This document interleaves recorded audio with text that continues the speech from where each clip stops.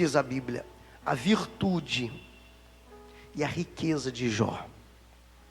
Havia um homem na terra de Uz, cujo nome era Jó. Homem íntegro e reto, temente a Deus e que se desviava do mal. Olha as qualidades de Jó. Era homem íntegro, que mais? Reto, que mais, gente? Temente a Deus e ainda se desviava do mal.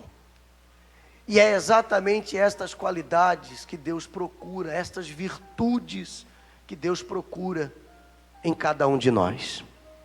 São elas que tornam o cristão diferente dos demais. Tem cristão e cristão. Tem membro da igreja e membro da igreja. O que distingue um do outro? Essas virtudes. Porque para dentro de uma igreja, todo mundo vai. Abrir a Bíblia, todo mundo abre. Ter uma Bíblia, todo mundo tem. Falar de Deus, todo mundo fala. Coisa mais linda. Programas eleitorais agora, né? Todo mundo fala em Deus. De repente todo mundo vira crente, né? Todo mundo vira irmão. Não é irmão não, é irmão mesmo. Porque sem essas virtudes, é irmão. Está se iludindo. Virou moda ser cristão. Virou moda. É legal falar que é crente na mídia, porque dá uma ideia de honestidade. Se soubesse o quanto que Jesus abomina isso, se ele tivesse aqui, ia fazer que nem fez no templo aquele dia, pegou o reio e desceu a lenha naquele pessoal que estava bagunçando a igreja, bagunçando a obra. Lê lá. Jesus pegou o reio e deu uma surra. Deu uma surra.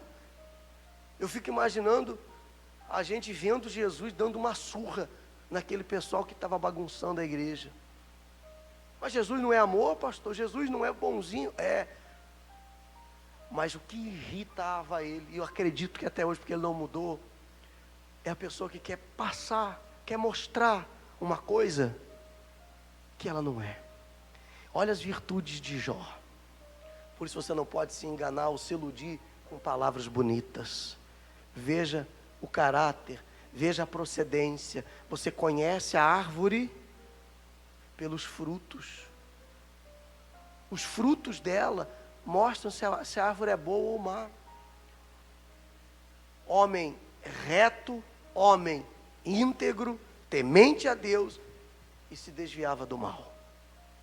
Aí diz a Bíblia: nasceram-lhe 7 filhos, 3 filhas, e possuía 7.000 ovelhas, 3.000 camelos, 500 juntas de bois, 500 juntas de bois, 500 jumentas. Ele era muito próspero. Era também muito numeroso o pessoal ao seu serviço, de maneira que esse homem era o maior de todos os do Oriente. Ele era qualquer um? Ele era o que, gente? Ele era o maior de todos. Aos olhos humanos, ele era o maior de todos. Ele era o mais rico. Ele era o homem mais próspero. Ninguém tinha tantos bens como ele. Mas agora você vai entender por que ainda no final de tudo ele recebe o dobro disso aqui que ele já tinha. Ele já era o maior, ele já tinha tudo, não faltava nada, e no final, Deus dá o dobro disso aqui para ele. Sabe por quê? Vou revelar o segredo agora. Porque isso aqui não era o tesouro dele. Ele tinha tudo isso aqui, ele era o maior diante dos homens, mas diante de Deus, ele se via o menor. Essa virtude faz toda a diferença. Não importa o cargo que você ocupa ou vai ocupar.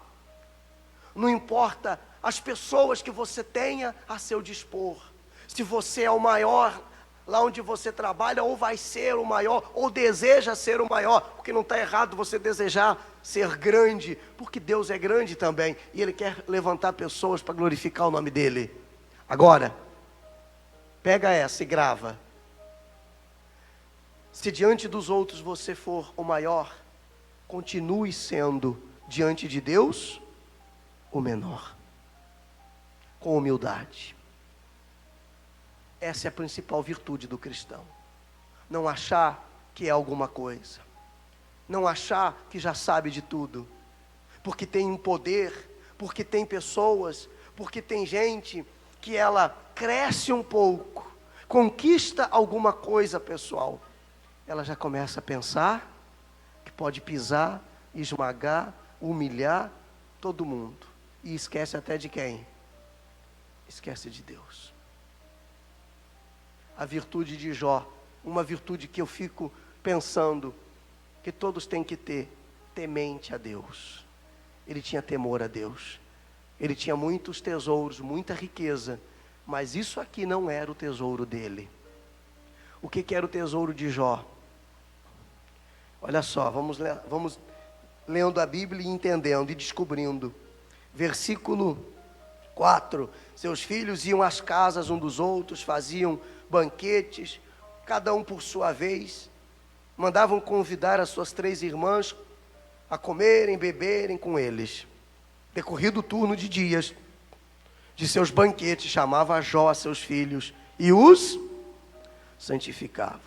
Os filhos dele não queriam ter esse compromisso que ele tinha com Deus, nem por isso ele se abatia.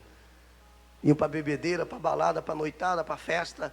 Ele chamava os filhos, orava por eles, santificava eles, abençoava eles, buscava a Deus por eles, levantava de madrugada, oferecia holocausto segundo o número de todos eles, pois dizia: talvez tenham pecado os meus filhos e blasfemado contra Deus em seu coração. Assim fazia Jó de vez em quando, é isso? Não, assim fazia Jó continuamente.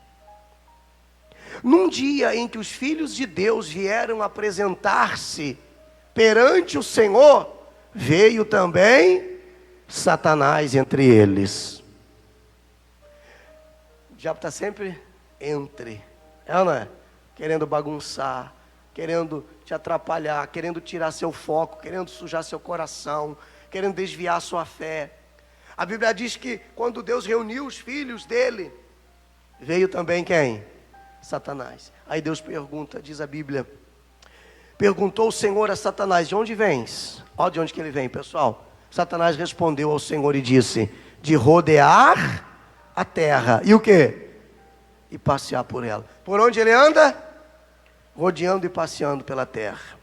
Aí ele fez outra pergunta para Satanás. Veja, perguntou ainda o Senhor a Satanás: observaste o meu servo Jó? Porque ninguém há na terra semelhante a ele. Aí, Deus tem argumento diante de Satanás para falar de você. Quando há integridade, retidão, fidelidade e temor. Satanás chegou já para acusar alguém. Ele já chegou ali, ele estava com os filhos. Nós estamos, onde estão reunidos os filhos de Deus? Aqui agora. A mesma coisa na época de Jó. Os filhos de Deus estavam reunidos. Satanás chegou e falou: ó, deixa eu ver aqui. Deixa eu ver ali. Cabelinho vermelho, deixa eu ver. Blusa cor de abóbora, deixa eu ver. Deixa eu ver. Eu lembro de você. Na hora que ele for fazer as suas petições, Satanás chega e fala assim: Senhor, tua palavra diz que o Senhor não pode responder, atender uma pessoa nessa situação aqui, ó, fazendo a minha vontade e te buscando para o Senhor mudar a vida dela. Porque se o nome é diabo, o apelido é acusador, tá? Ele vai acusar. Deus não acusa. Jesus não acusa, Jesus perdoa, mas Satanás acusa. Então os filhos de Deus estavam reunidos, chegou quem? O acusador. E ali estava Jó. E quando Satanás vinha, Deus já falou: você viu meu servo Jó? Não faz tua vontade. Não anda nos teus caminhos. Ele é íntegro, ele é reto, ele teme a mim. E ele se desvia de você. Aí você vai descobrir aonde estava o tesouro de Jó. Porque Satanás falou para Deus o quê? Diz assim, ó. Porventura, respondeu Satanás, Jó, debalde teme a Deus? Acaso não o cercaste, concebe a ele, a sua casa e a tudo quanto tem? Satanás quis dizer para Deus o seguinte: assim é fácil, né? Ele é o mais rico, ele tem tudo, você guarda ele, você protege ele. Sebe é uma planta que se planta, é uma cerca viva, conhecida como uma cerca viva, que as pessoas plantavam, e acredito que até hoje, em volta da casa, que nem muciroca passa, nem mosquito passa na cerca. E era assim que Deus cercava a casa de Jó, que Deus cercava a família de Jó. Mesmo os filhos indo para as festas, para as baladas, Satanás não podia fazer nada, porque Jó estava lá sempre o quê? Santificando os filhos, orando pelos filhos, buscando a Deus pela família. É assim que temos que ser. Não está do jeito que a gente quer, não está da forma ainda que eu quero, mas vai ficar. Diga, vai ficar. Amém, pessoal? Não está como eu quero, não está da forma que eu quero, mas vai ficar. E eu vou lutar para isso, e eu vou buscar isso. E Satanás vai querer de alguma forma tocar, para me desanimar, para me entristecer. Ele vai querer usar de alguma forma para fazer eu sair da presença de Deus. Porque aí Satanás começou a falar também: você deu tudo para ele, você abençoou ele, é o mais rico entre os homens do Oriente. Por isso que ele está aí. Não é à toa que ele te serve, não é debalde que ele te serve, é porque ele tem recebido tudo. Mas se ele tem recebido, é porque ele tem sido fiel. E aí vem algo muito importante. Vamos ler para a gente terminar. Diz: a obra de suas mãos abençoaste. Satanás falando. Quer dizer, a ira dele, né? A obra das mãos de Jó, o Senhor abençoou. Seus bens se multiplicaram na terra. Estende, porém, a mão e toca-lhe em tudo que tem, e verás se não blasfema contra ti na tua face. Imagina Jó sem nada. Ele vai te abandonar, o diabo disse. Tira os bens dele, toca nos bens dele, deixa ele pobre, para ver se ele não te abandona. Olha aí, é assim que o diabo nos desafia. Eu vou causar um problema, vou levantar aqui um problema na sua vida, eu quero ver se você vai ficar na igreja. Você ama a Deus? Você ama Jesus? Você diz que ama a Deus, tá bom. Eu quero ver quando você passar por uma luta, se você ama a Deus mesmo. Quero ver quando estiver chovendo de manhã. Você ama a Deus mesmo. Eu quero ver quando tiver menos 5 de frio, se você ama a Deus. Ele nos desafia, pessoal. Eu quero ver quando o teu familiar te decepcionar, te entristecer. Eu quero ver quando você sofreu uma injustiça no seu trabalho. Eu quero ver quando você sentiu uma dor. Deus não coloca dor em ninguém, Deus não coloca doença em ninguém, Ele cura. Mas Ele permite algumas coisas para ver até onde vai esse amor que dizemos ter. Ele permite. Com dor, eu acredito, porque imagina Deus vendo Jesus na cruz. Aliás, a Bíblia fala que Ele fez o quê? Virou o rosto. Sentiu a dor do filho lá na cruz. Mas aquilo ali era necessário. Tem coisas que os filhos têm que passar, porque são necessárias. Para eles acordar, os filhos que eu falo, nós, eu e você, os filhos de Deus. Como você faz com teu filho, ou você, quem tem um filho maior de 18 anos aqui? Você amamenta ele até hoje? Vocês riem, né? Você carrega ele no colo até hoje? Um dia você soltou ele. Aí você pegou do colo, colocou no chão e saiu correndo, não foi? Não, ele deu um passinho, caiu. Ele deu 3, caiu de novo, bateu com a testa na quina da mesa, fez um galo. Minha filha, uma vez, a gente colocou ela naqueles andadores, sabe aqueles andadorzinhos? E aí tinha uma escada dessa altura assim em casa, e minha esposa fazendo o almoço, e eu sentado à mesa já para comer, morrendo de fome, e a menina foi naquele andador, e desceu a escada abaixo.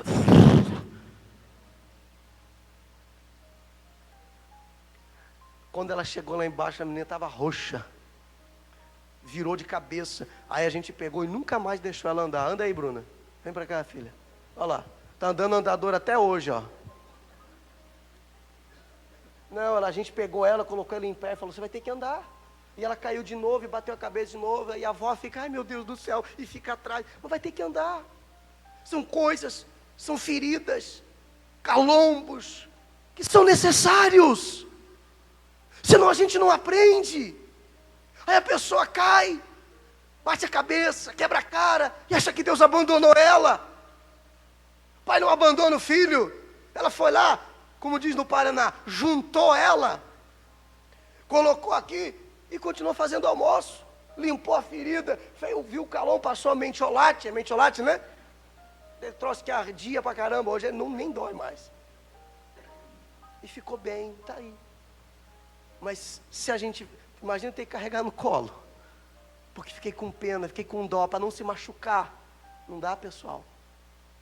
Então tem coisas que são necessárias acontecerem na nossa vida, mas é para o nosso crescimento, não é porque Deus te abandonou. O diabo fica desafiando você, quero ver até onde você vai então. Vou fazer isso aqui, quero ver se você fica na igreja mesmo, quero ver se você fica na presença de Deus, quero ver se você ama esse Deus mesmo. Satanás falou, deixa eu tocar nele, deixa eu tocar nos bens dele, eu quero ver se ele não vai blasfemar contra ti, eu quero ver se ele não vai te xingar, se ele não vai te abandonar. Deus falou, então vai lá, só não toca na vida dele. E Satanás tocou nos bens, tocou nos filhos, tocou na saúde, e a Bíblia diz que Jó, quando tinha tudo, quando era o homem mais rico da terra, do Oriente, ele era íntegro, reto, temente a Deus e desviava do mal. Quando ele perdeu os bens, ele continuou íntegro, reto, temente a Deus e se desviava do mal. Quando o diabo tocou nos filhos, ele continuou íntegro, reto, temente a Deus, se desviava do mal.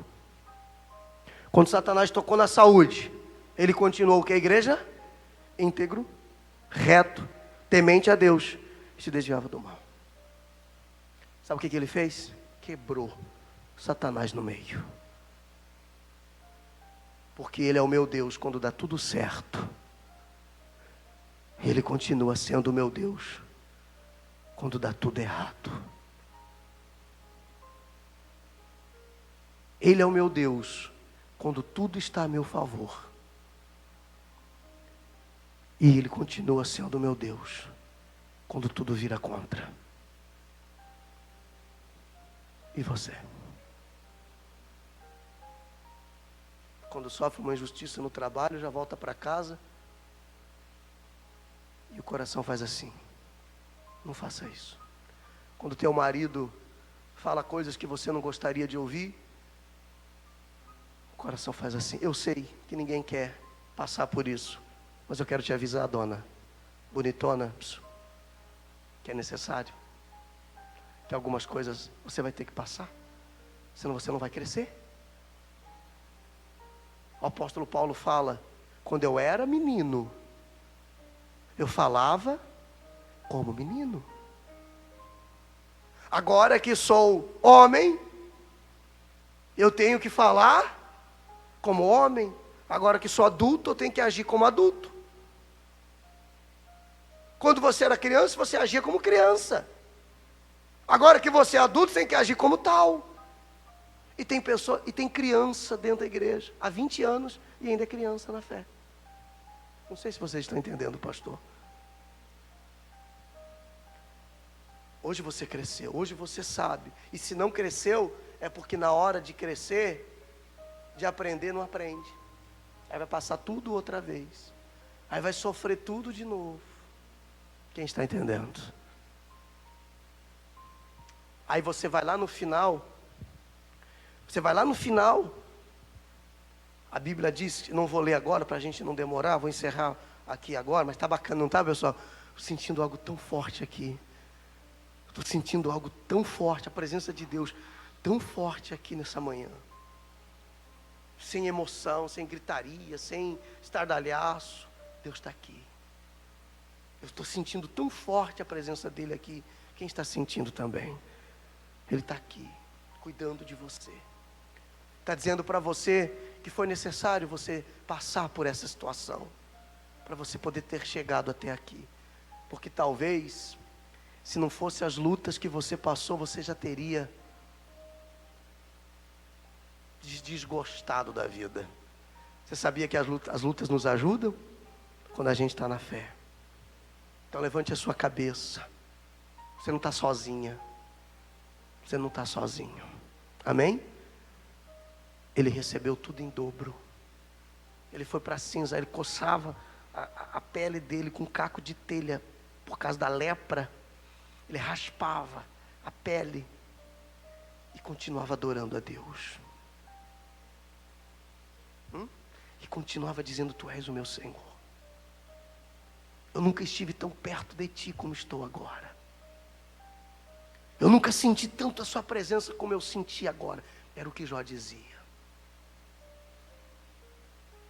Ele continuou íntegro, reto, temente a Deus e se desviando do mal no pior momento da vida dele.